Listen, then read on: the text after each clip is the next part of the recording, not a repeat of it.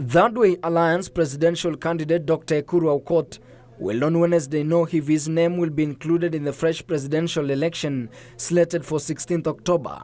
The court will also decide whether the Gazette notice by Independent Electoral and Boundaries Commission IEBC announcing the fresh election between Raila Odinga and President Uhuru Kenyatta is null and void.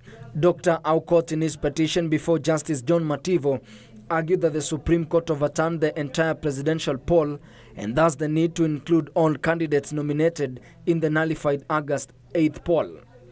IEBC objected the inclusion of Aukot and other candidates in the fresh election, arguing that the Supreme Court ruling in 2013 defined a fresh election as one between the petitioner and the previously declared winner in the annulled election. President Uhuru Kenyatta, through his lawyers, have asked the court to dismiss the petition by Aukot on grounds that Aukot conceded defeat and therefore his exclusion is not in any way unconstitutional, unjust, unreasonable, or a travesty of justice as alleged.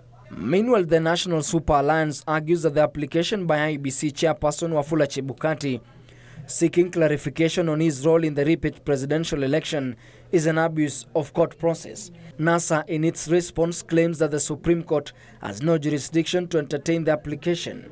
They argue that any inconsistencies or discrepancies found in the verification process are to be addressed or rectified by an election court, as was correctly and rightfully held by the Court of Appeal in the Maina Kiai case. In the application, Chebukati wants to know how the Commission will treat discrepancies in case they are noted during the verification of presidential results.